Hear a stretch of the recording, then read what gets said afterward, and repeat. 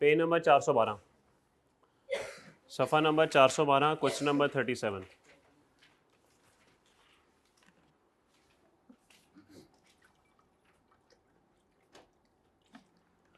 For the purpose of this question assume that the date today is 31 August 2022। मान लें आज 31 August 2022 है। करना क्या है जी, under the provisions of income tax ordinance and rules made there under compute the total income, taxable income and net tax payable by और refundable to Basit for the tax year 2022 की कैलकुलेशन करनी है। और आगे कहते हैं जी, what other option is available to Basit for the taxation of salary arrears of ₹7,00,000 receive from ML as part of final settlement. देख लेते हैं जी ये क्या कोई सैलरी हो सकता है एरियर में मिली हो सवाल में। Identify the additional statement that Basit needs to file in respect of his foreign source income. Also briefly discuss the particulars to be mentioned in the additional statement. Sir ये चैप्टर 15 की बात हो रही है, वहाँ पे जाके देखेंगे। Basit, a senior manager at Master Limited, resigned on 31 January 2022 after completion of 3.5 years of service. During the tax year 2022, he received the following emoluments. Salary 6,10,000 per month. जी क्या करना है जी, मल्टीप्लाई बाय 7 कितना बनता है 70,000। 4270,000। Allowance of ₹60,000 per month for services of domestic servant, out of which he paid 36,000 per month in respect of these services. जी servant provide कर दिया गया। क्या रूल है कि एम्प्लॉयर जो पैसे देता है सर्वेंट्स को, वो उसमें से माइनस कर दी जाएगी वो अमाउंट जो एम्प्लॉय ने एम्प्लॉयर को पे की होगी। ऐसे ही है ना। तो सर 60,000 में से माइनस करें जो पैसे एम्प्लॉय ने एम्प्लॉयर को पे किए हैं और नेट अमाउंट को 7 से मल्टीप्लाई कर दें। फरमाइए 168,000। ये बात सबको समझ आ गई है जनाब? इस पे 4,20,000 लिखा हुआ है। ओके सॉरी यही मेरी गलती। Allowance of 60,000 per month for services of domestic servant. Sir देखें हमने जो पॉइंट पढ़ा था ना वो ये पढ़ा था कि एम्प्लॉयर ने सर्वेंट को पैसे दिए, ठीक है, और हमने एम्प्लॉयर को पैसे दिए। यहां पे जो लिखा हुआ है वो लिखा हुआ है अलाउंस ऑफ 60,000। तो ठीक है आपकी बात दुरुस्त है, ये पैसे एम्प्लॉयर इसको नहीं दे रहा बल्कि हमें दे रहा है। वो कह रहे हैं ये 60,000 पर मंथ मेरे से ले लो और तुम एम्प्लॉयज खुद रख लो। तो सर इस बात में फ़र्क है। तो सर बिल्कुल आपकी बात दुरुस्त है, ये ऐसा नहीं होगा। यहाँ पे चूंकि हमें अलाउंस मिल रहा है, अलाउंस तो सारे का सारा क्या होगा भाई? ओ ठहर तो जा। हाँ जी अब बताइए सवाल। Sir allowance of 60,000 per month for services of domestic servant. मुझे बताइए एम्प्लॉयर ने पैसे हमें दिए कि सर्वेंट को दिए? यही तो समझ नहीं आ रही। During the tax year 2022 he received the following emoluments from ML. He से क्या मुराद है? बासित को ये पैसे मिले। तो सर यहां से पता लग रहा है कि ये सब कुछ बासित को मिला है। तो अगर ये पैसे बासित को मिले हैं तो सर पॉइंट थोड़ा सा चेंज हो गया। वो पॉइंट था कि एम्प्लॉयर सर्वेंट को पैसे दे और हम एम्प्लॉयर को पैसे दें, फिर माइनस होता था। ये पैसे तो मिले ही हमें हैं, तो इसका मतलब है ये सारे का सारा सैलरी में जाना चाहिए। ठीक होगी बात? नहीं? Okay. Allowance equal to 5% of salary solely expended in the performance of his duties of employment. जी क्या करना है? क्यों? ये तो ऑफिशियल ड्यूटी है जी। हमने पढ़ा था कि ऑफिशियल ड्यूटीज वाला अलाउंस ऐड नहीं होता, लेकिन साथ ये भी पढ़ा था कि जो अलाउंस आपको मंथली बेसिस पे मिल रहा हो या सर्टेन परसेंटेज ऑफ सैलरी हो वो कभी भी ऑफिशियल नहीं होता। तो हम इसको ऑफिशियल नहीं मानेंगे, हम तो इसको ऐड करेंगे। किसका 5% लेंगे? Basic salary 4270,000। फरमाइए 2,13,500। कोई प्रॉब्लम? ओके। इजाफी मालूमात। On 1 July 2021 he leased a car having fair market value of ₹4.8 million eight a monthly rental of ₹1,20,000। भाई साहब ने एक गाड़ी लीज की जिसकी फेयर मार्केट वैल्यू 48 लाख थी और किस्त महीने की 1,20,000 थी। He pays lease rentals from his own sources. वो ये पैसे अपनी जेब से देता है, एम्प्लॉयर नहीं पे करता, अपनी जेब से पे करता है। But has use this vehicle for both official and personal purposes. लेकिन ये अपनी गाड़ी दफ्तर के मकासद के लिए भी इस्तेमाल करता है और अपने ज़ाती मकासद के लिए भी इस्तेमाल करता है। क्या करूं? कुछ भी नहीं करना भाई। कौन सी इसको खुशी हो रही है?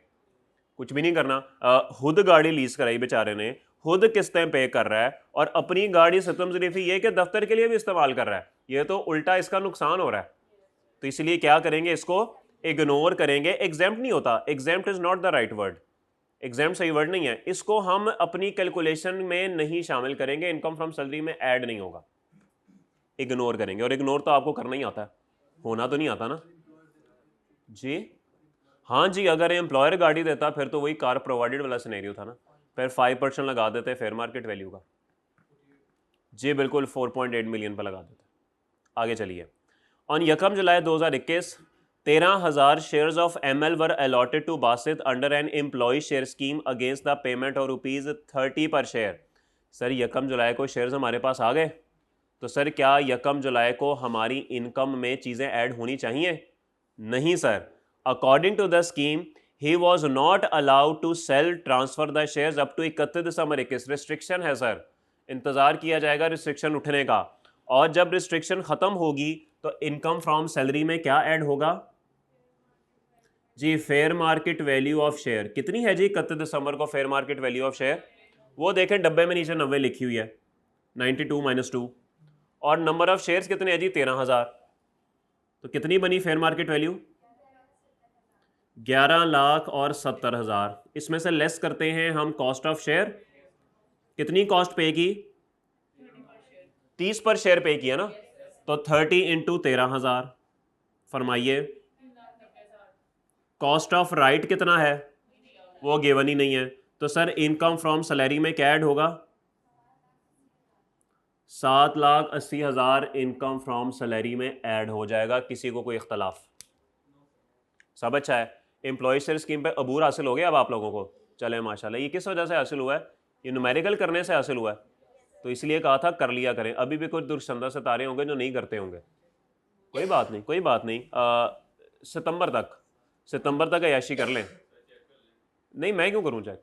मैंने तो कर लिया मैं चेक, जब मेरा दिल करता है मैं चेक कर लेता हूँ जी। जी पता नहीं क्या बोली जा रहा, क्या हो गया?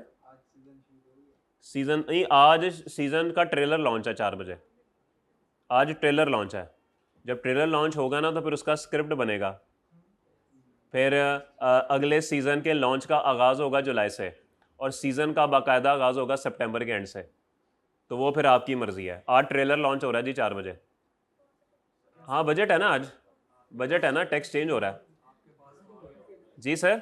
नहीं नहीं सर, मैं मेरे पास आ गए, मैं क्या मतलब सुनते हो कुछ? आगे चलें। On 31 May 2022 he sold 5,000 shares of ML at, यार इसको सब कुछ 2022 में याद आया। इसने 5,000 shares ML fair market value पे बेच दिए। तो सर बेचना किस में आता है? ये सेपरेट ब्लॉक है कि कैपिटल गेन NTR है? आपको कैसे पता? जरा देखिए, ML जो है ये पब्लिक कंपनी है कि प्राइवेट कंपनी है? आपको कैसे पता प्राइवेट है? सवाल में कोई ऐसी इंडिकेशन मौजूद नहीं है जिससे पता लगे कि ये पब्लिक है, तो हम इसको प्राइवेट मानेंगे और इसके शेयर्स का बेचना कहां पे जाएगा? NTR में जाएगा। तो ठीक है, चलिए जी। सॉरी, आगे देखते हैं, शायद सवाल में कोई आगे इन्फॉर्मेशन आ जाए। फिलहाल तो पहली लाइन में लिखा है senior manager eight master limited design for after completion. तो मुझे तो कोई ऐसी बात नजर नहीं आ रही, कोई ऐसी बात नहीं है। चले फिलहाल तो ये NTR ही है, हो सकता है आगे सवाल पड़े तो कोई नजर आ जाए। फिलहाल ये NTR अगर लिखा हुआ है तो इट्स रॉन्ग। ओके, नहीं नहीं कर ले बात, मैं वेट कर लेता हूँ सर, जरा होल्ड करें क्लास को। नहीं नहीं ऑन रहने दें, नहीं करें बात सर। सर मैं इंतजार करता हूँ सर। सलाम भी कहिए मेरा सर, कहे ना उनको सर सलाम दे रहे हैं। नहीं नहीं बात कर ले मेरे भाई, कोई बात नहीं, मैं वेट करता हूँ। हाँ हाँ करे करे सर, मैं इंतजार सर। ये ले सर सर।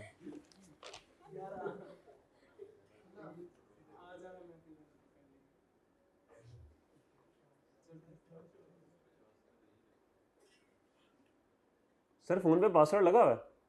पासवर्ड लगा हुआ है फोन पे? ये तो इसका फोन मुझे दे दे, पासवर्ड लगा के नहीं, लॉक करके।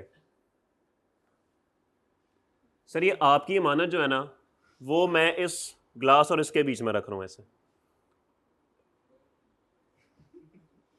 ठीक है सर? ये देखें ये यार मेरा फ़ोन आ गया, मैं क्या करूँ? अच्छा चले, इग्नोर करें, छोड़ें, दफ़ा करें, कुछ नहीं होता, खैर है। चलिए जी आगे चलते हैं। अच्छा, अब शेयर का बेचना जाएगा income from capital gain NTR में। तो सर हमने शेयर्स कितने के बेचे? 80 रुपए के बेचे, ये लिखा हुआ ना। तो 80 रुपए के शेयर कितने बेचे? तो सर 80 इंटू 5,000 फरमाइए। 40 क्या? 4 लाख। इसमें से लेस करेंगे हम कॉस्ट ऑफ शेयर, ये करते हैं ना। कितनी कॉस्ट है? 30 रुपए। कितना बना? कॉस्ट ऑफ राइट तो सवाल में है कोई नहीं। तो इनकम फ्रॉम सैलरी में 780 ऐड कर चुके हैं, लेकिन सर ये 780 कितने शेयर्स का है? 13,000। तो डिवाइड करें 13,000 से, मल्टीप्लाई करें 5,000 से, फरमाइए। तो फरमाइए कितना?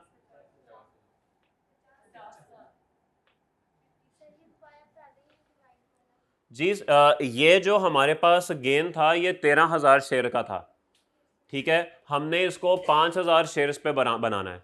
तो आप डिवाइड करें 13,000 पे, एक शेयर का आ गया, मल्टीप्लाई करते हैं 5,000 पे, 5,000 का आ गया। ओके, तो सर ये अब एनटीआर है, लॉस है, चैप्टर 14 की तरह डील होगा ये। ओके, चैप्टर 14 जब इंशाल्लाह पढ़ रहे होंगे हम तो वहाँ पे आपको पता लग जाएगा इसका करना क्या है। ओके, आगे चलिए, पॉइंट नंबर 3। ऑन 15 फरवरी 2022 he received the following payments from ML as a final settlement. 3,20,000 on account of leave encashment, क्या ऐड होगा? 22 lakh under gratuity scheme approved by the board. Up to क्या? Up to, हाँ जी, gratuity scheme अगर board से approve हो तो वो 3 लाख तक एग्जेम्प्ट होती है। 22 लाख में से 3 लाख एग्जेम्प्ट करें, 19 लाख ऐड करें। अभी आएगा फ़ोन दोबारा क्या? नहीं, फ़ोन आएगा दोबारा अभी कि अब नहीं आएगा? अच्छा चलो शायद आ जाए, फिर मैं बात करूंगा। ₹7 lakh salary arrears related to tax year. हाँ, पिछले साल की सैलरी मिली 7 लाख की, इसका सवाल नीचे बी पार्ट पूछा हुआ है, क्या करना है इसका? ऐड करें सर। मैंने आपको कहा था कि बिल्कुल मानी बात कि इसको हम पिछले साल में ही टैक्स करवा सकते हैं, लेकिन ये काम तब करेंगे जब सवाल कहेगा। तो उसने कहीं कहा है कि हम इसको उसी साल में टैक्स करवाएंगे जिस साल से रिलेट करती है। नहीं, सवाल खामोश है, सवाल खामोश है, इसी साल में ऐड करें फिर आप। तो नॉर्मली आपने रिसीट बेसिस पे ही चलना है। अगर सवाल कहेगा ना कि जी बासित चाह रहा है कि इसको 2021 में टैक्स करे, फिर आपने ऐड नहीं करना, ठीक है। तो अभी हम इसको नॉर्मल तरीके से ऐड करेंगे जी। नहीं नहीं, खुद नहीं करना, खुद बिल्कुल नहीं करना, नो। ये मैंने कहा था कि एग्जेम्पशन कभी भी खुद नहीं लगाते, सॉरी एक्सेप्शन कभी भी खुद नहीं लगाते। बी पार्ट में उसने लिखा हुआ है what other option is available to Basit for the taxation of salary arrears of 7 lakh receive from ML as part of final settlement. इसका सवाल पूछा उसने, क्या आपके पास ऑप्शन अवेलेबल है? तो सर आप वही लिखेंगे कि अगर आपको सैलरी एरियर में मिली, इसकी वजह से आपका टैक्स रेट ज़्यादा हो गया, तो फिर आप सैलरी को उसी साल में टैक्स करवाएंगे जिस साल से वो रिलेट करती है। इसको अंग्रेजी में तो आप कर ही लेंगे। Withholding tax deducted by ML from Basit salary during the tax year बाइस अमाउंटेड टू 14 लाख। ये तो न्यूमेरिकल के एंड पे जाके माइनस हो जाएगा, और ठीक है, और सब अच्छा है। चलिए जी, मजीद मालूमात। ऑन 31 जनवरी 22 ओ तेरी है, he received gold worth ₹2 lakh as a gift from his old friend. और तुम्हारा कोई दोस्त है ऐसा? तुम्हारा कोई दोस्त है ऐसा? तुम्हें फोन कर, यार फोन आ रहा है, उठा लूं जी? अच्छा नहीं, फिर उठा लें सर। अननोन नहीं है man, I am so good, ignore करिए सर, आई अननोन मैं नहीं उठाता। वो कह रहा है बेनजीर सपोर्ट से पैसे निकल आए तुम्हारे, उसका फोन है।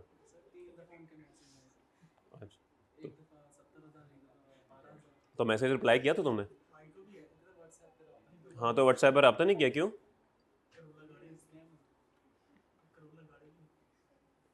आगे चलें। हाँ जी, दोस्त से जो है वो गोल्ड मिल गया, क्या करना है इसका? वजह, वजह गिफ्ट मिला है भाई, नहीं तो वजह सर अगर ये दोस्त के बजाय फुफो से मिला होता फिर क्यों ना होता? अच्छा तू आम को सुन के ना अपना बोली जा रहा है। पप्पो करीबी रिश्ता है मैम, वेरी गुड जी, बिल्कुल जी, ये अदर सोर्सेज है क्योंकि आप रिलेटिव के अलावा किसी से गिफ्ट नहीं ले सकते। अगर आपने रिलेटिव के अलावा किसी से गिफ्ट लिया तो वो आपकी इनकम फ्रॉम अदर सोर्स बन जाएगी। ठीक होगी बात? ओके, आगे चलिए। ऑन यकम अप्रैल 2022, ओ तेरी खैर, ये मुझे लग रहा है ये कोई पता नहीं क्या है। ये यकम अप्रैल 22 को क्या हुआ था? He left for United Kingdom and joined Oliver limited as an employee at a monthly salary of GBP 3200। ये व्हाट इज GBP? नहीं, पाउंड क्या? Great Britain pound, Great Britain pound. क्या बात है, 3200 पाउंड पे भाई की नौकरी लगी। इधर भाई 6 लाख पे ख्वार हो रहे थे, उधर सीधा ही 3200, सीधा ही 3200। He remained abroad till end of tax year 2022, no withholding tax was deducted by OL from his salary. Sir income from, अच्छा इस साल में ये रेजिडेंट है भाई, ऐसे ही है ना? टैक्स ईयर 22 में पहले बताएं रेजिडेंट है नॉन रेजिडेंट है? रेजिडेंट है ना? यकम अप्रैल को गया तो 3 महीने में कौन नॉन रेजिडेंट बनता है भाई? तो income from salary foreign source income add होगी? क्यों लेस होगी? क्यों लेस होगी? वजह एग्जाम, वजह एग्जाम। सर वो याद करें, चैप्टर 7 में पढ़ा था कि अगर एक शख्स ने बाहर के मुल्क में सैलरी कमाई और उस सैलरी पे उसने बाहर के मुल्क में टैक्स पे कर दिया तो पाकिस्तान में उसकी वो सैलरी एग्जेम्प्ट होगी। और कुछ याद आया? और अगर उसने बाहर के मुल्क में टैक्स पे नहीं किया तो एक और ऑप्शन अवेलेबल है, अगर वो साल के दौरान पाकिस्तान छोड़कर जाए और साल के आखिर में पाकिस्तान से बाहर ही रहे तब भी उसकी सैलरी एग्जेम्प्ट हो जाएगी। और कुछ याद आया ज़ालिमो? ऐसे ही है। मुझे लग रहा है आज भी काफ़ी लोगों ने सवाल नहीं किया हुआ, ये मुझे फीलिंग आ रही है। तो क्या मैं चेक कर सकता हूँ? यस सर, ये ना बड़ा अपनी तरफ से धड़ल्ले से कह रहे हैं कि करें चेक। अभी मैं आऊँगा ना तो ये आधे खड़े होंगे। इतना मैं बता दूँ, मतलब भाई भी कभी स्टूडेंट था तो भाई की बातें भाई को ही लगाते हैं। चलें जी, 3200। तो सर 3200 एग्जेम्प्ट, इग्नोर करेंगे इसे क्योंकि ये साल के दौरान पाकिस्तान से बाहर गया और साल के आखिर में ये पाकिस्तान से बाहर ही रहा है, इसको इग्नोर करेंगे। While residing in UK, UK में रहते हुए Basit served as a visiting faculty member at a university. He earned GBP 1500 from the university and incurred an expenditure of 500 for providing services at the university. Withholding tax deducted by university amounted to 225। क्या करना है इसका? ये भी exempt है? नहीं sir, ये income from business कह लें या अदर सोर्सेज कह लें, एक ही बात है। अच्छा, अब उसने 1500 कमाए, 1500 में से 500 माइनस करेंगे तो कितना बनेगा? 1000। अगली लाइन में लिखा है जी एवरेज एक्सचेंज रेट 250 है। तो सर वैसे तो हमने ये पढ़ा हुआ है कि अगर आपने फॉरेन करेंसी को PKR में करना है तो स्टेट बैंक ऑफ पाकिस्तान का जो रेट है उस दिन का, जिस दिन ट्रांजैक्शन हुई, वो कंसिडर करना है। लेकिन उसने कह दिया एवरेज 250 ही है तो भाई 250 ही लगा दें, सवाल में ऑप्शन ही कोई मौजूद नहीं है। तो 250 आप रेट लगा के तो आप इसकी इनकम फ्रॉम अदर सोर्स निकाल लेंगे। और जो इसने टैक्स पे किया 225 का, इसका क्या करना है? इस पे फॉरेन टैक्स क्रेडिट आपको मिल जाएगा। तो ये 225 पे भी 250 लगा के PKR में कन्वर्ट करेंगे और इस पे कैलकुलेशन कर लेंगे। कोई सवाल? Any question? आकाश कुमार वाला सवाल आप लोग कल करके आएंगे, अगले सफ़े पे है, सवाल नंबर 38। कोई प्रॉब्लम? जी जी, इंशाल्लाह टैक्स की एक्स्ट्रा क्लास होगी फ्राइडे को आफ्टर जुमा। वो नहीं नहीं, किधर है टर्म टेस्ट?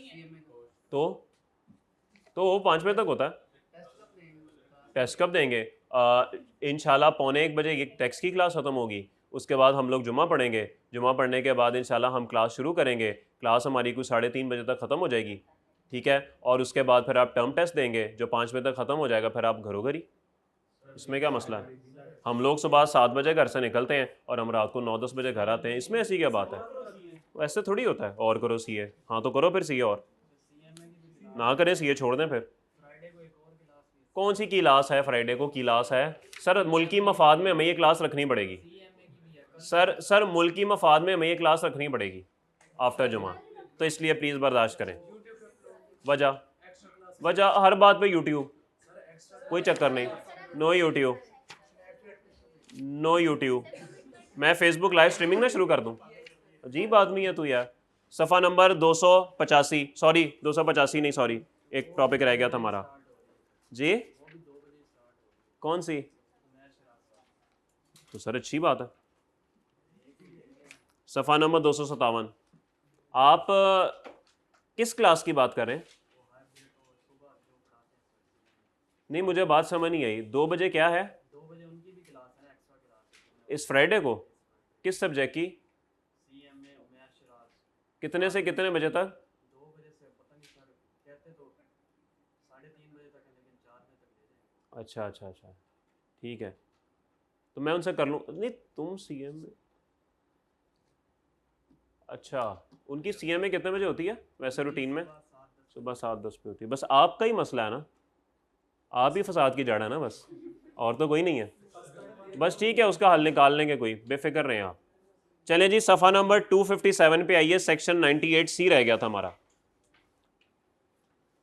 जी, सेक्शन 98C रह गया था। आइए प्लीज़, ऑनलाइन वालों, सॉरी सुबह वाली क्लास वालों, आप लोगों ने ये पढ़ लिया हुआ है तो ज़रा थोड़ा बर्दाश्त कर लें।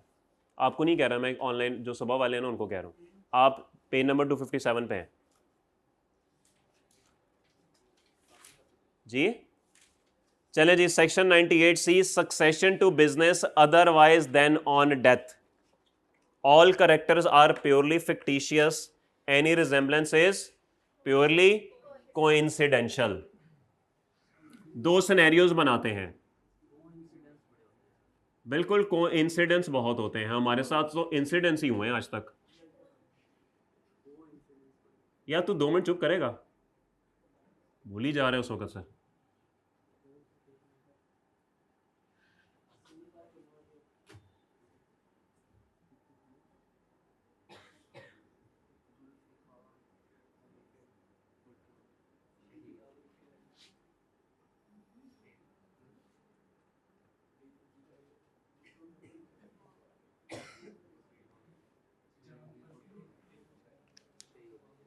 क्या हुआ? कौन है ये? अजीब हंसी जा रहा है, फजूल आदमी।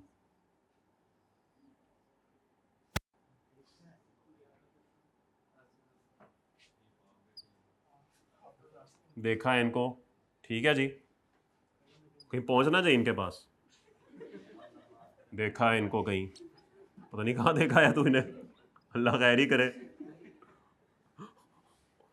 50 साल गुजर गए, तूने कहाँ देखा है? अजीब आदमी है यार, पता नहीं कौन लोग हैं यार ये। इनके ना वैक्सीन लगवा के ना दिमागों पे असर हो गया हुआ है।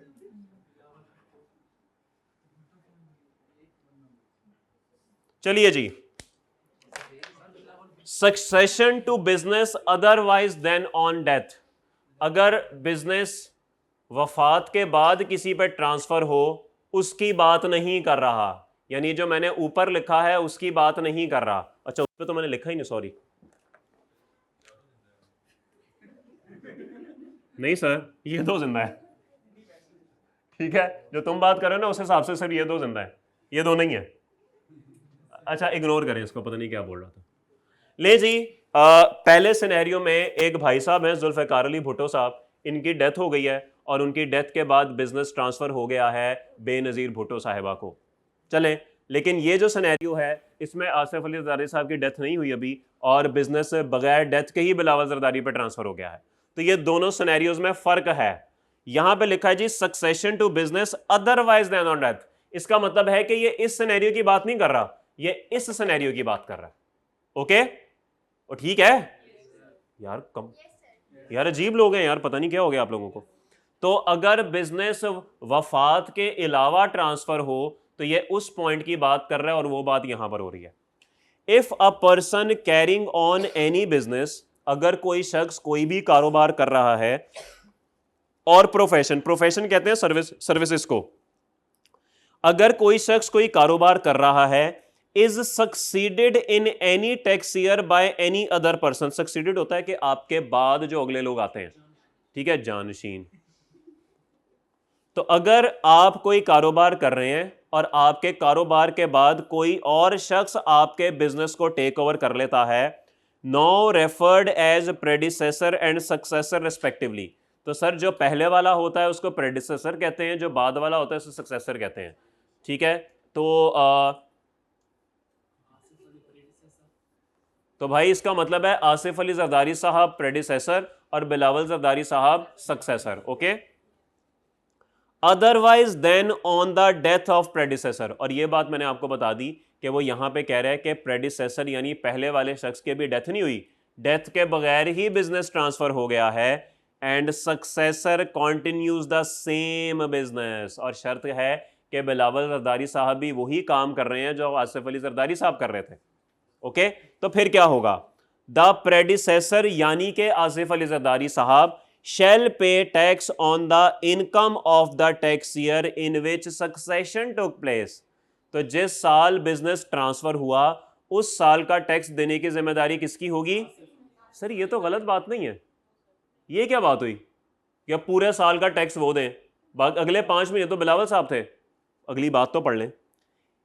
Asif Ali Zardari will pay tax for the tax year up to the date of succession. नहीं सर, वो कहता है कि जरदारी आसिफ अली जरदारी साहब सिर्फ यहां तक टैक्स पे करेंगे जब तक वो बिजनेस में है, and for preceding years as well. Sir इस साल का भी जरदारी साहब और इससे पिछले जितने साल बनते हैं उन सब का कौन पे करेगा? आसिफ अली जरदारी साहब पे करेंगे। ठीक है, अच्छा उधर दीवार पे शुरू हो जाऊं, अजीब आदमी है तू यार। ठीक है, फिरौन तक, वहां तक फिरौन आ जाता है। ठीक है, कौन लोग हैं यार ये?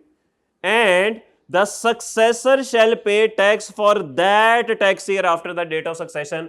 और सक्सेशन के बाद का जो साल होगा इस पे जिम्मेदार होंगे बिलावल जरदारी साहब।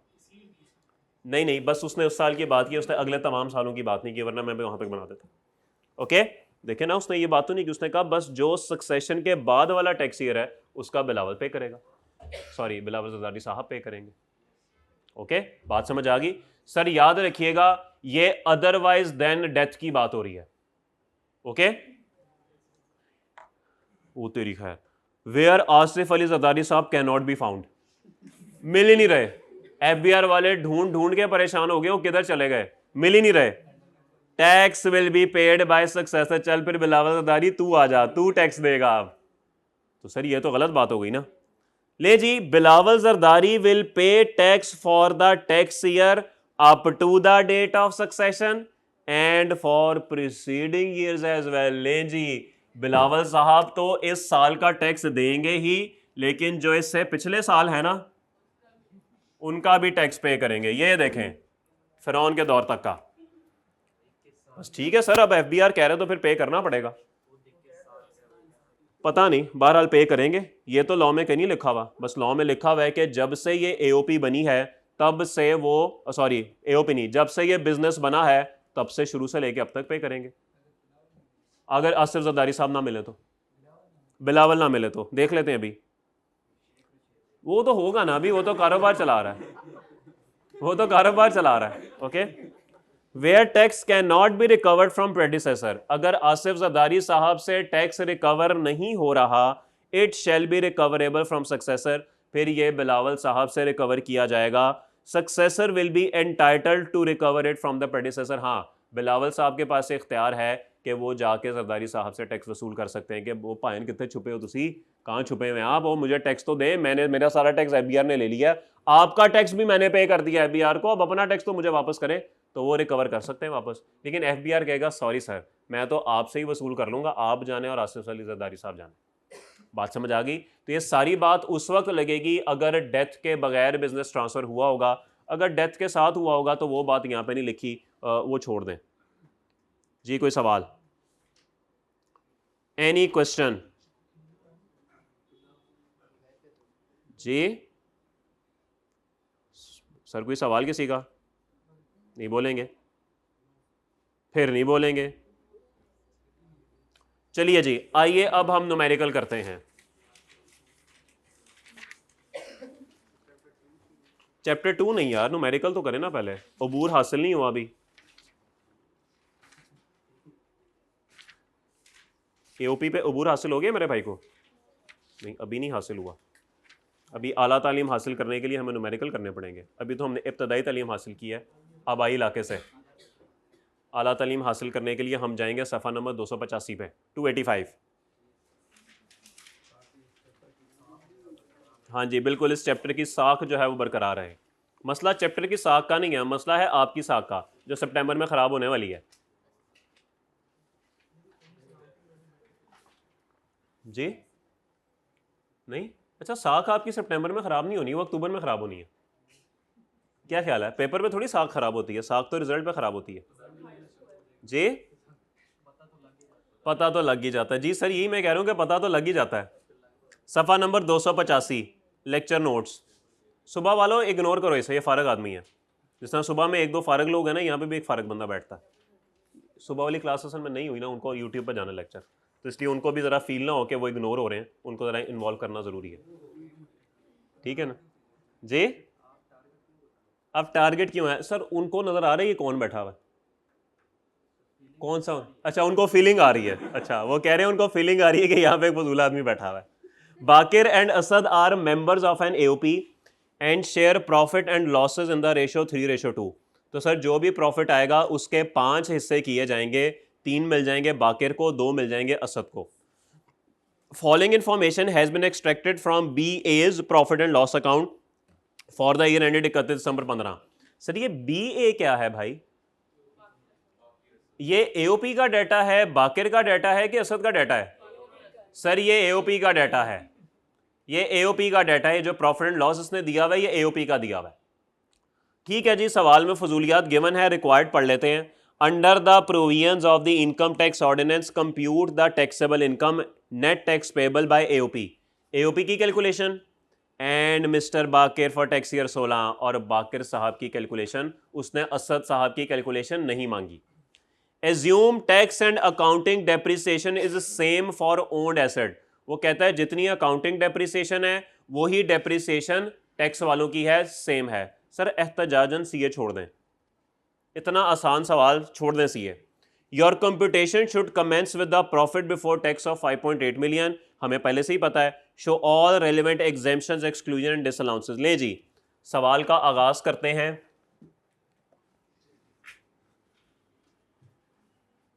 वैसे इस सवाल में ना 3 कैलकुलेशंस बन सकती हैं, ठीक है, लेकिन उसने असद वाली कैलकुलेशन मांगी ही नहीं, तो असद को करें इग्नोर।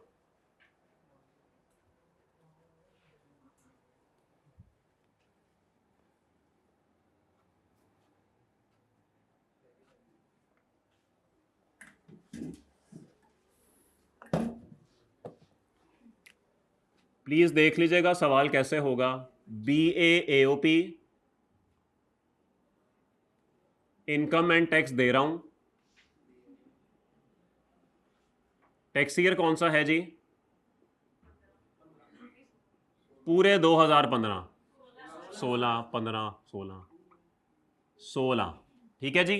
ये एओपी का डाटा आ गया, और एओपी की इनकम फ्रॉम बिजनेस होगी, उसके लिए बना लेते हैं वर्किंग वन IFB, जो आपको लिखने का बिल्कुल इख्तियार नहीं है क्योंकि आपका पेपर पास नहीं है।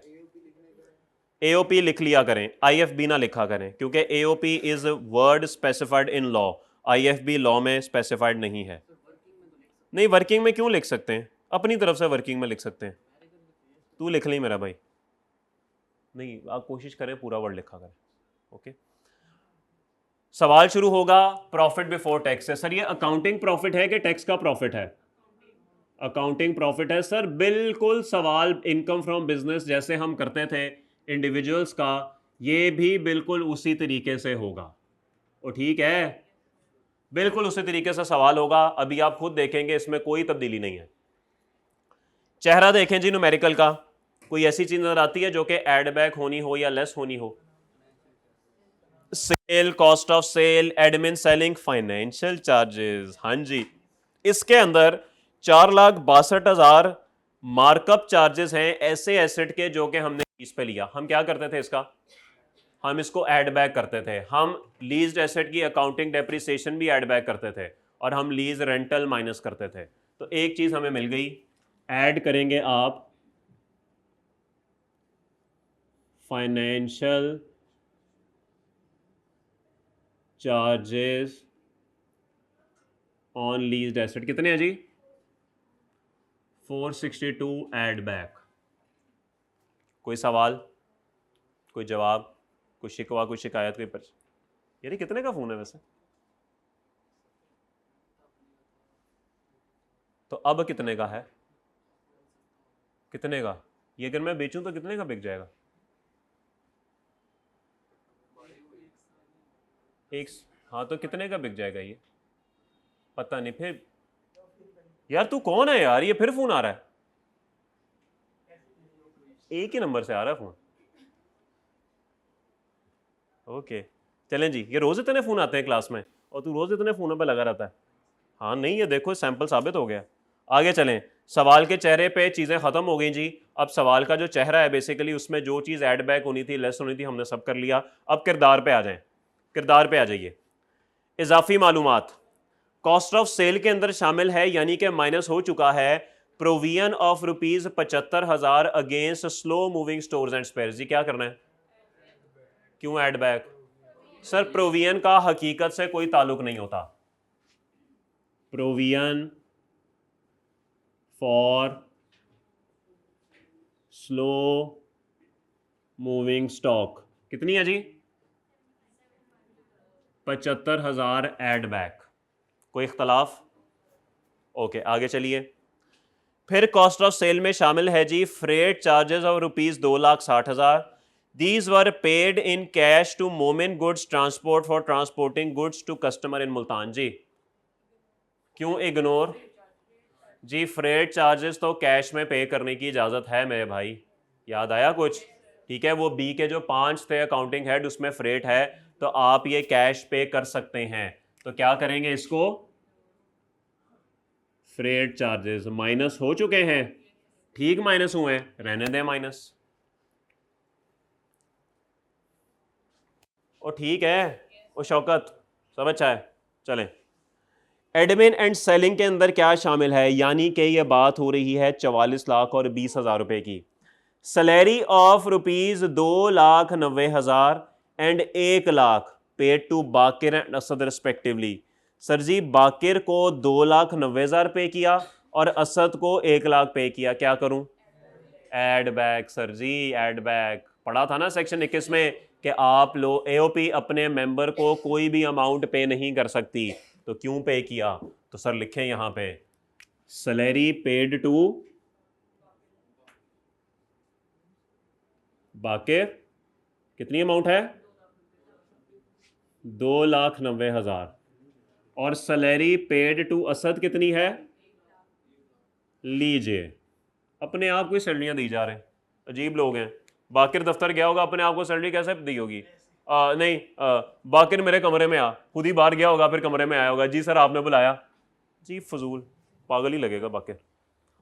तो भाई एड बैक, अपने आप को आप सैलरी नहीं दे सकते, लेकिन आप लोग शीशे में खड़े होकर ना अपने आप को थोड़ी सी ना गैरत दिला सकते हैं कि पढ़ ले, पढ़ ले, पेपर आने वाले हैं, बहुत बहुत बिस्त होगा तू। ये आप शीशे में खड़े होकर अपने आप को इतना ज़रूर कह सकते हैं, इसकी लॉ में इजाज़त है। सेक्शन 21 में कहीं ये नहीं लिखा हुआ कि अपने आप को जो है वो थोड़ा सा आप मोटिवेट नहीं कर सकते। शीशे में खड़े होकर कह सकते हैं तू सीए करेगा, तू बिल्कुल करेगा सीए, लेकिन इसके लिए तुझे पढ़ना पड़ेगा। तो शीशे में खड़े होकर ऐसी बात कर लिया करें, कोई मसले वाली बात नहीं है जी। अपने आप को मार सकते हैं, फिर एक ही दफ़ा बंदूक रख के मार दें। आगे चलें, bonus of 3,10,000 paid to Asad. जी असद को हमने बोनस पे किया, क्या करूं? सर सेक्शन 21 क्या कहता है? उसने कहा कोई सैलरी, कोई कमीशन, कोई फीस, कोई brokerage and any other remuneration, ये लिखा हुआ था ना सेक्शन 21 में। तो सर एनी अदर रिम्यूनरेशन में आप जिस नाम से जो मर्जी अपने आप को पे करते हैं सब कुछ आ गया, सब कुछ शामिल हो गया, तो सर ये भी डिसअला होगा। बोनस पेड टू असद कितनी अमाउंट है? ये भी एड बैक। बेचारी एओपी कहां की कहां पहुंच गई। Accounting depreciation of ₹6 lakh. Sir हमने तो पढ़ा था अकाउंटिंग और टैक्स बराबर है, रिक्वायरमेंट में लिखा हुआ है ना, तो इसका मतलब है कुछ नहीं करना। लेकिन वो कहता है कि it relates to a car acquired on 1 January 15 on finance lease for 30 lakh. Sir ये तो लीज्ड कार की डेप्रिसिएशन है, टैक्स वाले तो इसको मानते ही नहीं, तो क्या इसको एड बैक करना पड़ेगा? बिल्कुल करना पड़ेगा, हम तो इसे मानते ही नहीं है। तो अकाउंटिंग डेप्रिसिएशन ऑन कितनी अमाउंट है? कितनी अमाउंट है? 6 लाख एड बैक।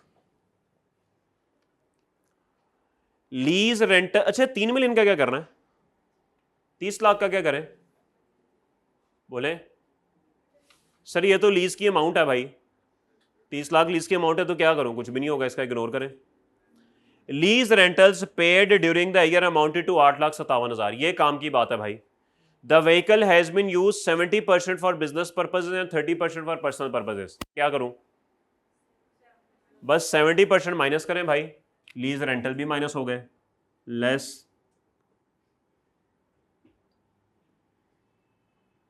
70% ऑफ 857, फरमाइए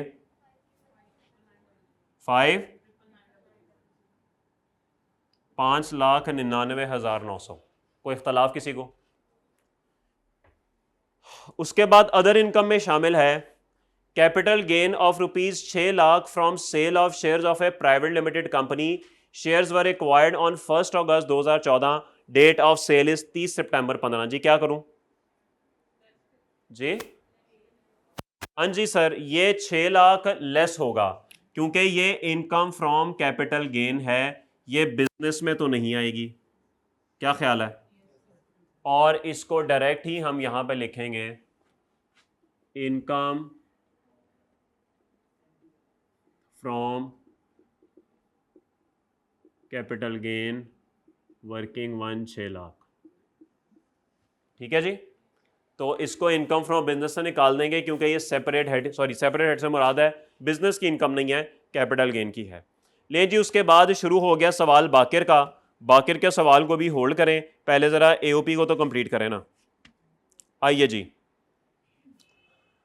फरमाइए इनकम फ्रॉम बिजनेस एओपी की कितनी बनेगी, सॉल्व करें इसे।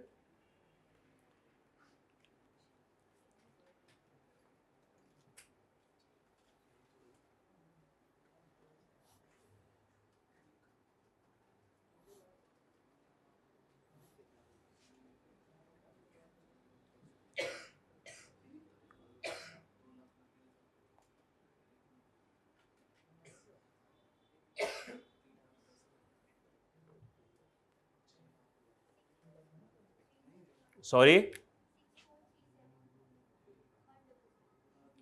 6,437,100, देखें ठीक है टोटल, ओके। चलिए जी, इनकम फ्रॉम बिजनेस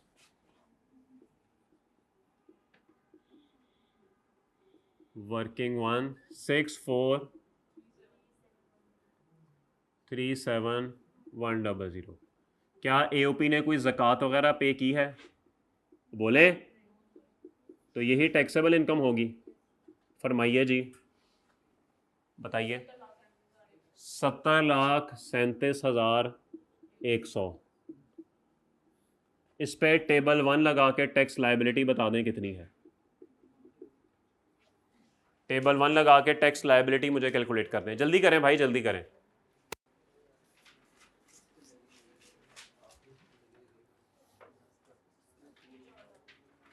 चार लाख,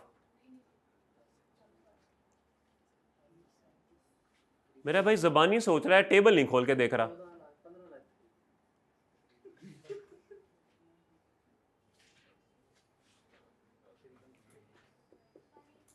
सॉरी 1827, 18,27,985, नहीं ये तो नहीं आ रहा,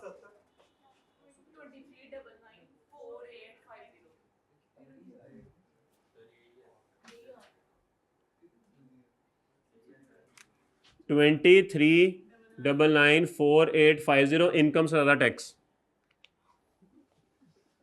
वेरी स्ट्रेंज जी, आंसर ठीक है, ओके सब अच्छा है।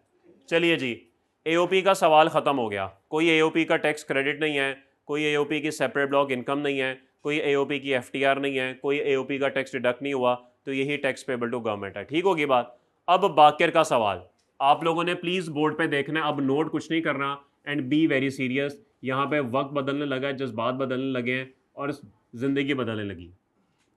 बाकिर income and tax there on,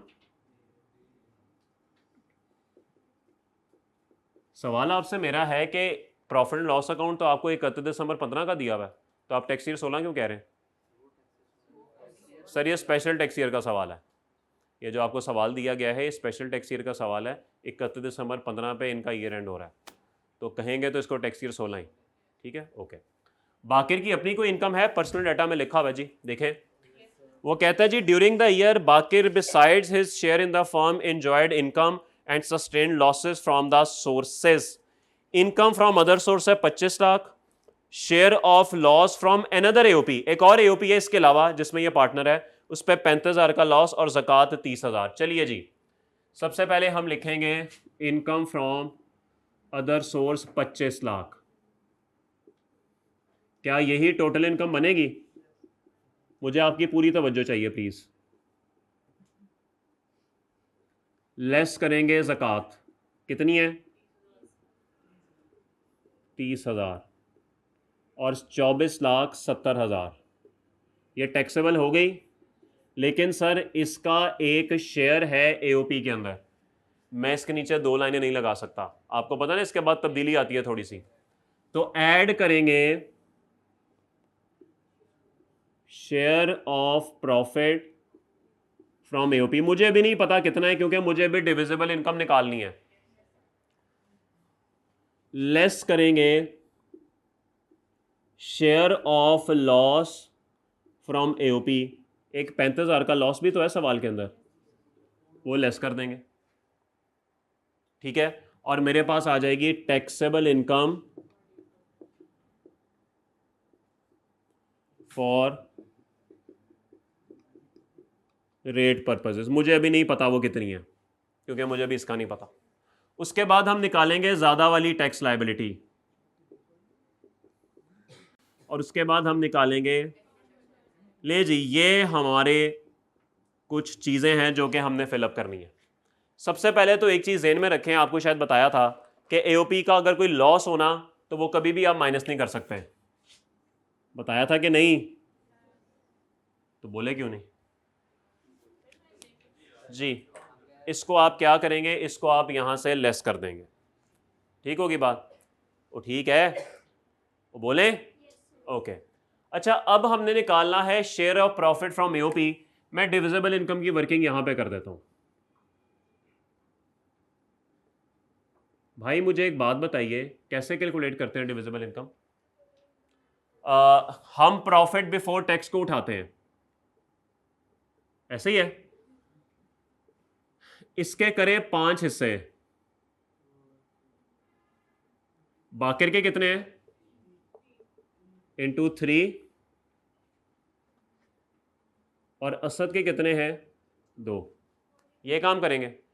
लेकिन मेरा आपसे एक सवाल है, मैंने ये रेड एम ही नहीं लिखा, एक मकसद के तहत लिखा था। ये जो पैसे ले चुके हैं ऑलरेडी, ये किस खाते में गए भाई? समझ आई कुछ? कि भाई यहां पे बेसिकली लॉ मेकर कह रहा है कि एओपी अपने मेंबर्स को शेयर, ये पैसे नहीं दे सकती, तनख्वाह नहीं दे सकती। लेकिन बहरहाल इसका मतलब ये तो नहीं है कि आप पैसे ले ही नहीं सकते। पैसे तो आप ले सकते हैं, जाहिर बात है, पार्टनर ने अपना घर भी चलाना है, मंथली पैसे तो उनको चाहिए, लेकिन टैक्स के पॉइंट ऑफ व्यू से आप इसको माइनस नहीं कर सकते।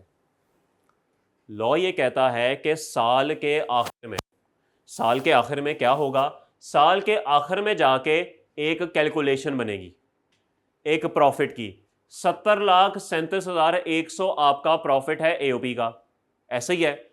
कहा यह जाएगा कि उस प्रॉफिट में से ये प्रॉफिट तुम पहले ही ले चुके हो, बाकिर तुम्हारा जो हिस्सा बनता है अभी नहीं पता कितना बनता है, 290 तुम पहले ही ले चुके हो, और असद तुम 410 पहले ही ले चुके हो, बकाया प्रॉफिट डिस्ट्रीब्यूट कर दो। कुछ बात समझ आई? तो सर ये जो लॉ ने हमें मना किया है ना कि आप सैलरी, रिम्यूनरेशन, इस तरह की चीज़ें जो हैं वो आप माइनस नहीं कर सकते, उसके पीछे लॉजिक ये है कि वो कहते हैं कि भाई ये असल में ना वो प्रॉफिट होता है जो आप साल के दौरान ही बिजनेस से ले चुके होते हैं। तो साल के आखिर में जो आपका टोटल प्रॉफिट बनेगा ना, उसमें से ये निकाल दो, क्योंकि ये तो तुम पहले ही ले चुके हो, बकाया को डिवाइड कर दो।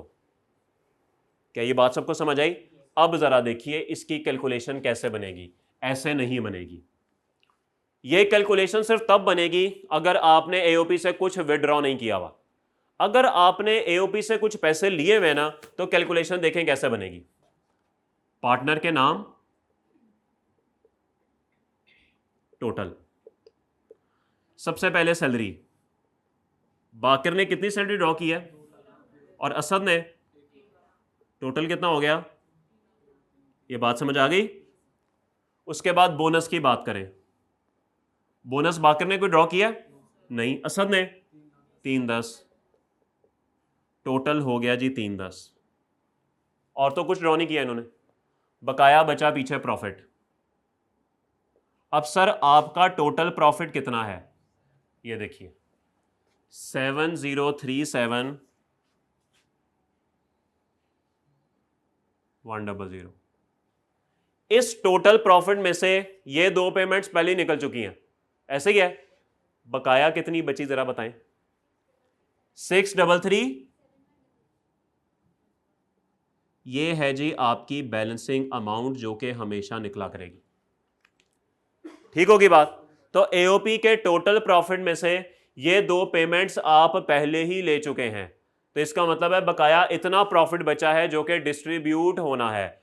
तो सर 6337100, मैं जरा इसके साथ वर्किंग करता हूं। बाकिर के कितने शेयर, 3, बताएं जी क्या आंसर आता है, 380, 38,02,260 इसका बनता है, और इसका बताइए सर कितना बनता है, 6337100 डिवाइड बाय 5 इंटू 2, बताएं 25, 34, लें जी। तो इसका मतलब यह हुआ कि जो पैसा आपने ड्रॉ कर लिया है वो तो एज इट इज आ गया, जब बकाया प्रॉफिट बचा वो आपने रेशो में डिवाइड कर दिया, ठीक होगी बात। अब मुझे बताइए टोटल बाकिर ने कितना लिया, टोटल असद ने कितना लिया, जरा बताएं, इन दोनों को टोटल करें।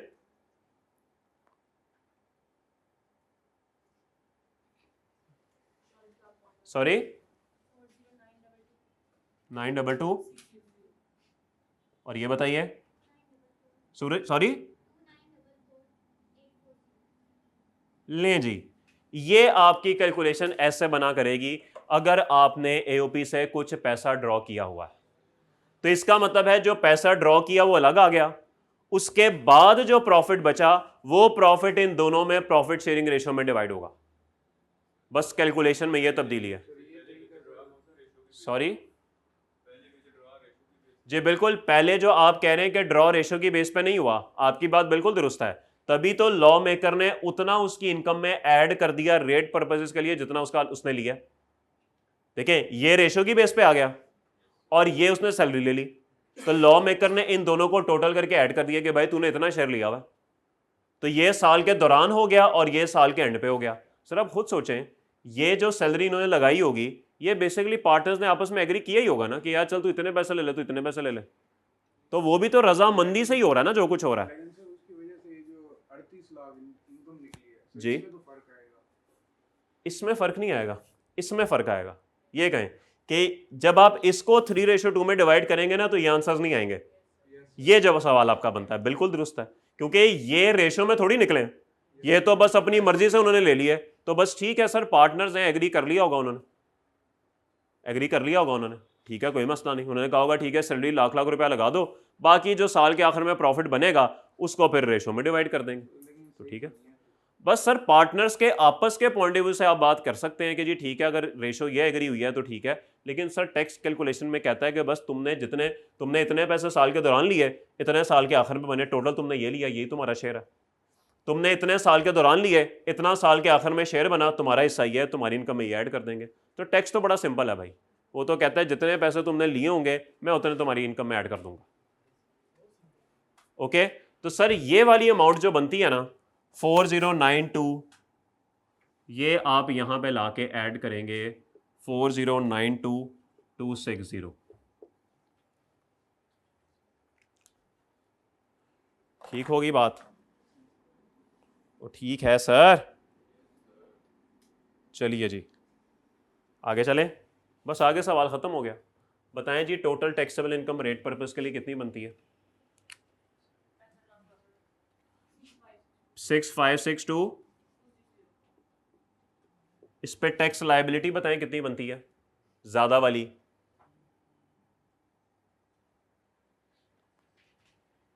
टेबल 1 भाई, टेबल 1 काम करना पड़ जाए ना तो साथ ही मीम वाओते 1661। बस ठीक है जी, अगर इसमें कोई ऊपर नीचे वो ऑनलाइन वालों देख लेना खुद ही। 1661,791 ज़्यादा वाली टैक्स लायबिलिटी डिवाइडेड बाय ज़्यादा वाली टैक्सेबल इनकम मल्टीप्लाई बाय आपकी जो कम वाली इनकम है 24,70,000। फरमाइए जी।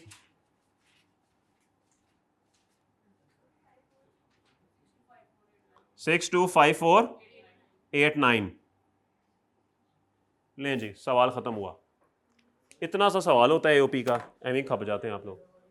तो सर अगर आप गौर करें तो इसमें और बिजनेस के सवाल में सिर्फ एक फ़र्क ये है कि इसमें डिविजिबल इनकम की एक वर्किंग है बस, बाकी सवाल बिल्कुल वैसा ही है जैसे पहले हो रहा था। तो कोई नहीं, 2-3 सवाल और करेंगे तो डिविजिबल इनकम बेसिकली जो है उस पर अबूर हासिल हो जाएगा। तो मुल्की मफाद में हमें ये करना ही पड़ेगा। अब आप नोट कर सकते हैं यार, ये अजीब बात है, तस्वीरें उतारना शुरू कर देते हो यार। घर जाके हम इजी रहते हैं, घर जाके तो हम पढ़ते नहीं हैं जी। सर लॉस अभी आपने पढ़ा ही नहीं, आपको क्या पता, छोड़ दें लॉस को जनाब। एओपी ने टैक्स दे दिया है, ये भाई को पहले फ़ोन तो देना, एम फ़ोन को कुछ होया तो भाई ने मेरा नाम लगा देना। हाँ जी चेक कर ले ऑन हो रहा है कि नहीं, चेक कर ले पहले भाई, तसल्ली है सर, तसल्ली है। ओके सर हुक्म करें अब। एओपी टैक्स दे रही है? नहीं पार्टनर क्यों नहीं दे रहे, वो 6,25,000 दे नहीं रहा पार्टनर बाकिर। नहीं सर वो देखें दे तो रहा है, 6,25,000 टैक्स दे रहा है। हाँ जी पार्टनर को मिलने वाला शेयर एग्जेम्प्ट होगा। हाँ ठीक है सर एग्जेम्प्ट ही है, तो सर मैंने अपनी टैक्स लायबिलिटी एंड पे आके एडजस्ट करनी थी। तो छुट्टी पे था, तो पीर को छुट्टी पे होगा, तो पीर को छुट्टी पे था, पीर को छुट्टी पे था ना। शेयर एग्जेम्प्ट होता है, लेकिन अगर पार्टनर की अपनी कोई इनकम होना तो शेयर जो है वो रेट पर्पसेस के लिए ऐड कर दिया जाता है। ना हो इनकम पार्टनर की तो बस ज़ीरो। पूरी कैलकुलेशन बनाए ना, अगर यहाँ पे ज़ीरो होगा फॉर एग्जांपल, तो यहाँ पे भी ज़ीरो होगा, यहाँ पे भी ज़ीरो होगा, तो जब आप ये कैलकुलेशन करेंगे तो यहाँ पे ज़ीरो हो जाएगा, तो एक्चुअल ज़ीरो हो जाएगी, तो ये कैलकुलेशन करने की ज़रूरत ही नहीं है फिर।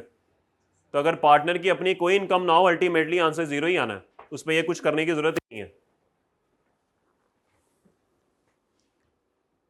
ओ ठीक है, ओ जालिमो, कौन लोग हो यार, कौन लोग हो यार।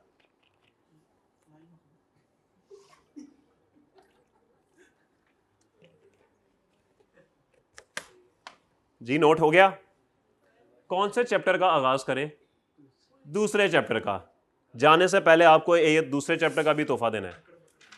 आइए जी सवाल नंबर 2, सॉरी चैप्टर नंबर 2 पे। तो मैन इस चैप्टर को पढ़ के हंसना किसी ने नहीं है, मैं पहले बता रहा हूं, अगर कोई हंसा ना तो मेरी उसकी शदीद किस्म की लड़ाई है।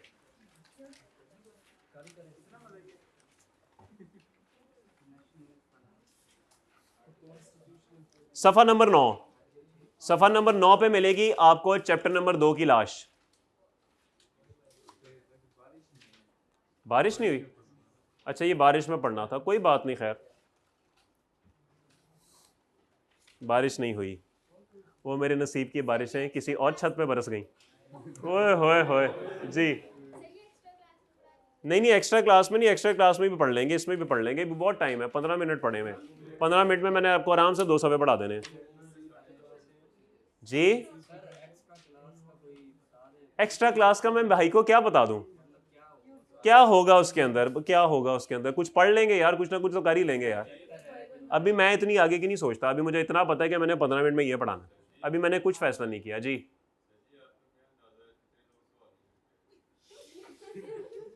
यार मुझे लग रहा है कम से कम आधे लोग नहीं करके आए हुए, मुझे अंदाजा है 50% लोग ये सवाल नहीं करके आए हुए। कोई बात नहीं, छोड़ो, दफा करो यार। बस यार रोज रोज हम नहीं अच्छा लगता यार, मतलब 35-35 साल के हो गए हो आप लोग, अब क्या मैं हर दफा आपको खड़ा कर दूं? बस ठीक। किसका? ओए होए होए, कोई बात नहीं, अपना जमाना आएगा, परेशान नहीं होना तुमने। अभी सेल टैक्स के सारे न्यूमेरिकल हैं दोस्त, कोई बात नहीं। दो कौमी नजरिया है आपका। कॉन्स्टिट्यूशनल प्रोविजंस, तुम करके आए हो ना सवाल, तो तुम्हें क्या टेंशन है फिर? नहीं, बस अपना ज़मीर मुतमईन होना चाहिए। मेरे से क्या होता है, मुझे तो पता है कि आधे आधे लोग नहीं करके आए हुए, मैं भी कह रहा हूँ, और अभी मैं गारंटी से कह सकता हूँ कि आधे लोग निकलेंगे जिन्होंने नहीं किया होगा। लेकिन छोड़ो यार, दफा करो बस, ठीक है यार, रोज रोज नहीं अच्छा लगता ना। बस चले chapter number 2। Chapter number 2 constitutional provisions. जात के पीआरसी और एफसीए के साथ पंगे।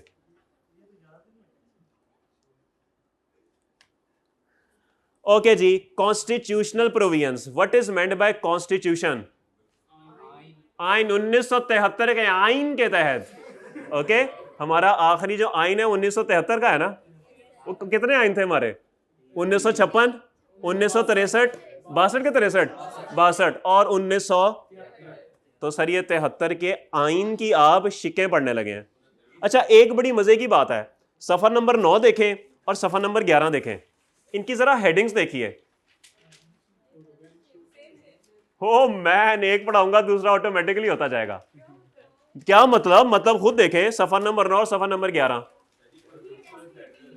हाँ तो सर प्रोविंशियल वफाकी हुकूमत है, प्रोविंशियल सूबाई हुकूमत है।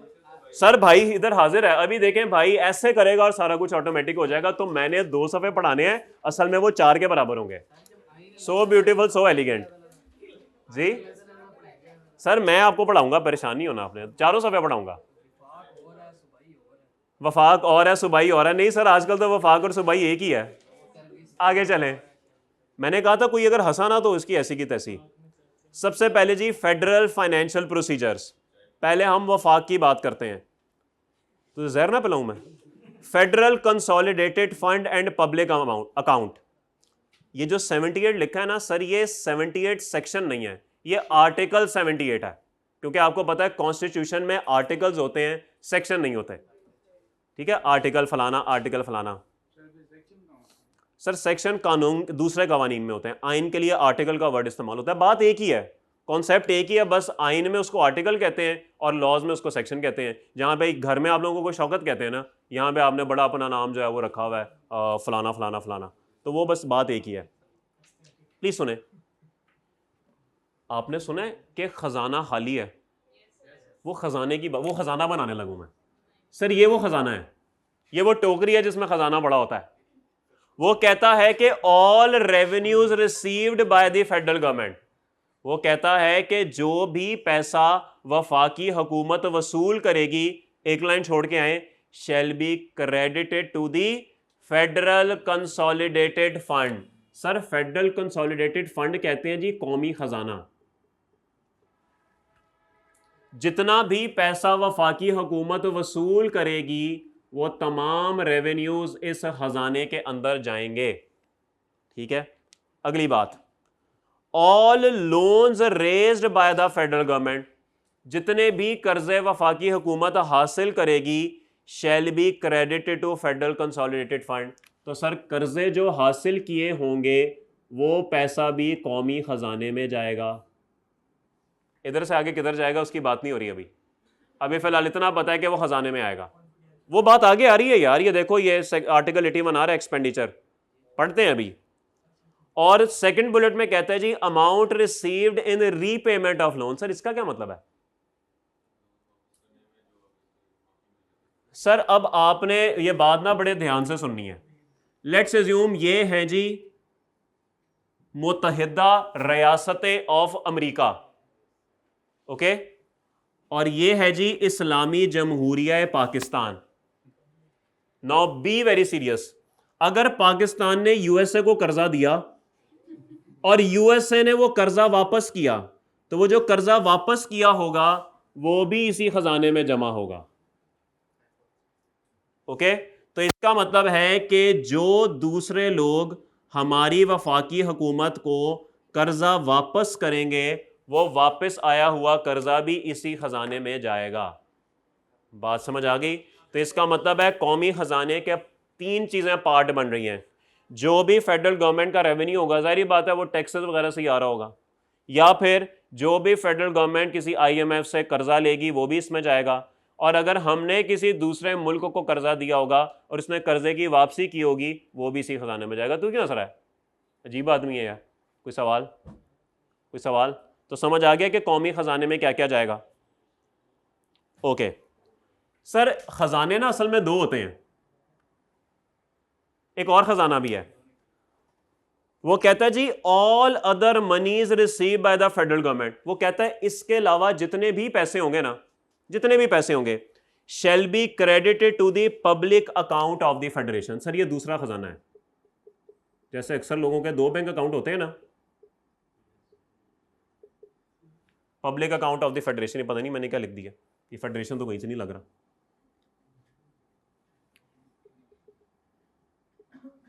सर फेडरेशन ये अभी भी नहीं लग रहा। चले ठीक है जी, मैं सर वही बताने लगूं। सर ये दो खजाने हैं, एक खजाना है हमारा है फेडरल कंसोलिडेटेड फंड, एक खजाना है पब्लिक अकाउंट ऑफ फेडरेशन। जितना भी रेवेन्यू होगा, टैक्स के पैसे वगैरह इस तरह की चीज़ें जो हमें दूसरे ममालिक से या बैंकों से कर्जा मिला होगा और हमने किसी को कर्जा दिया होगा और वापस आएगा, वो इस वाले खजाने में जाएगा। इसके अलावा जितने भी पैसे होंगे जो फेडरल गवर्नमेंट वसूल करेगी वो इसमें जाएंगे, या फिर all other monies deposited with the supreme court any other court shall be credited to the public account of federation. All other amounts, अक्सर आपने देखा होगा कि लोग ना हुकूमतों के खिलाफ केस कर देते हैं कि सर हुकूमत ने ये पॉलिसी बनाई है, ये गलत बनाई है, सुप्रीम कोर्ट में चैलेंज कर दी। अब सुप्रीम कोर्ट जब उसका फैसला देगी तो हो सकता है वो हुकूमत को कहे कि हुकूमत आप गलत हैं, आपको सुप्रीम कोर्ट में जुर्माना देना पड़ेगा, हो सकता है।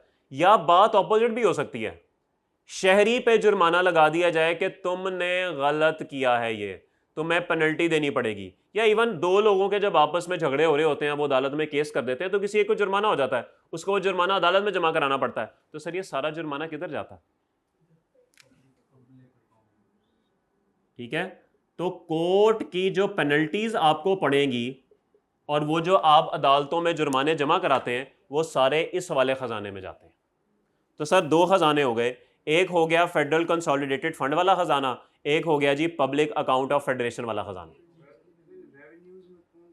टैक्सेस के रेवेन्यूज होते हैं, ये जो रेवेन्यूज की बात हो रही है टैक्सेस, पेनल्टीज इसमें आ जाएंगी, वो चलान की फीस वो भी इधर आ जाएगी, चलान नहीं होते आप लोगों के वो भी इधर आ जाएंगे, इस तरह की जितनी सरकारी फीसें हैं वो सारी इसमें आ जाएंगी।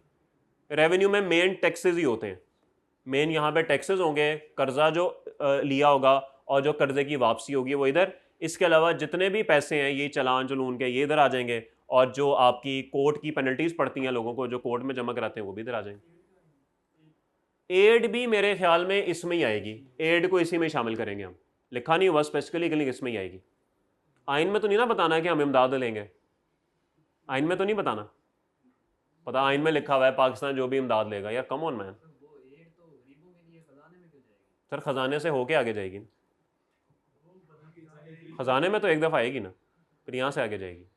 देखो जो भी चीज़ आएगी पहले तोशाखाना में जमा होगी, वहाँ से आगे किधर जाएगी that is a separate scenario मुल्की मफाद में। ठीक है, तो एक दफ़ा तो चीज़ जमा होगी भाई, ठीक है, बारों बार नहीं होता ना, कुछ ऐसे नहीं होता। जो भी पैसे होंगे पहले जाके अम्मी को देने, उसके बाद अम्मी से फिर देखने कि अम्मी से कैसे लेने, तो एक अलग बहस है, वो भी आगे आ रही है बहस। ठीक है जी, आगे चलें। Custody of federal consolidated fund and public account. Oh man, sir जी जरा देखें इन खजानों की चाबियां किसके पास होंगी?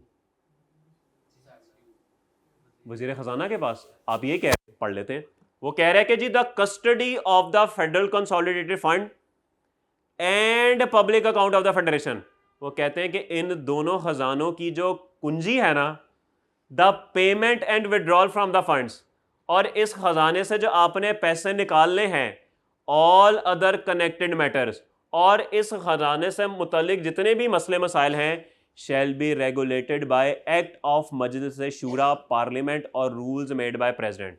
सर पार्लियामेंट जो आपकी बैठी है ना सर, तमाम मामलात ये लोग तय करेंगे, किसी एक के पास चाबी नहीं है इसकी। हमें पैसे चाहिए, आ जाओ पार्लियामेंट में, बता दो कौन से पैसे चाहिए। ये जो आपके सामने 342 लोग बैठे हुए हैं, इसमें से आधे से ज़्यादा अगर इसको अप्रूव कर देते हैं कि तुम्हें पैसे चाहिए तो ले जाओ पैसे। बात समझ आई? बिल्कुल, आपने तो वो आधा नंबर पूरा करना है ना, वो तो हुकूमत का हो ही जाता है अगर सादा अक्सरियत हो, क्योंकि सादा अक्सरियत में फैसले लेने में आसानी होती है।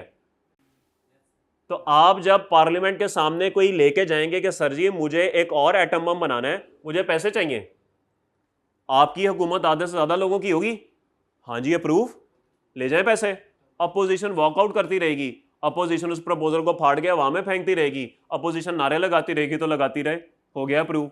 लेकिन जब सादा अक्सरियत नहीं होगी तो जाहिर बात है 5-6 पार्टियां मिलकर अक्सरियत बना रही होंगी, तो फिर आपको सबको कन्विंस करना पड़ेगा सर एक और एटम बम चाहिए, पैसे चाहिए, तो फिर वो अप्रूव कराना थोड़ा मुश्किल होगा। लेकिन हमारी बहस वो नहीं है, हमारी बहस ये है कि आपको जो भी यहाँ से पैसे निकालने हैं या इससे मुतल्लिक कोई भी फैसला करना है, आपको पार्लियामेंट में जाना पड़ेगा, लोगों की अप्रूवल लेनी पड़ेगी तमाम एमएनएस की, और उसके बाद ही आप यहाँ से पैसा निकाल सकते हैं। तो इसका मतलब है ये किसी एक बंदे का काम नहीं है, ये पूरी पार्लियामेंट की अप्रूवल से होगा। फाइनेंस मिनिस्टर तो बस एक हेड है उस जगह का, ये तो कोई बात नहीं है कि जी फाइनेंस, इस तरह तो फाइनेंस मिनिस्टर कोई भी बन के यहाँ से सारे पैसे निकाल के घर चला जाए, ऐसे तो नहीं ना होता सर। इसी को तो कहते हैं कि कंट्रोल्स स्ट्रांग होने चाहिए ताकि अप्रूवल्स हों बड़ा, और ऐसे ही है ना। अब अम्मी के कंट्रोल स्ट्रांग होते हैं ना, अम्मी अगर आपको 100 रुपया देती हैं और कहती हैं जाओ 1 किलो भिंडी ले आओ, आप 60 रुपए की भिंडी ला के ना 40 रुपए ऐसे साइड पे मार लेते हैं। अम्मी को पता होता है मार्केट में 60 रुपए चल रहा है, अम्मी कहती है बेटा बाकी 40 रुपए, या अम्मी कुछ नहीं कहती, अम्मी खामोश रहती हैं, और अगले दिन अम्मी कहती है बेटा जो 40 रुपए कल बचे थे ना जाओ उसका दे ले आओ, और आप फिर देख रहे होते हैं एक ही हो गया मेरे नाल। ठीक है, तो इसलिए अम्मी के कंट्रोल स्ट्रांग होते हैं। और रूल्स मेड बाय प्रेसिडेंट, या प्रेसिडेंट साहब भी रूल बना सकते हैं, उस रूल्स को देखते हुए भी इन खजानों को जो है वो ऑपरेट किया जा सकता है। कोई सवाल? हाफ होती है यार, और कोई सवाल? ठीक है जी, बाकी बातें इंशाल्लाह हम कल पढ़ेंगे। ओके, अल्लाह हाफिज़। अच्छा, कल अगला न्यूमेरिकल करके आना है, मैंने बता दिया हुआ है। जी जी सर, कोई बात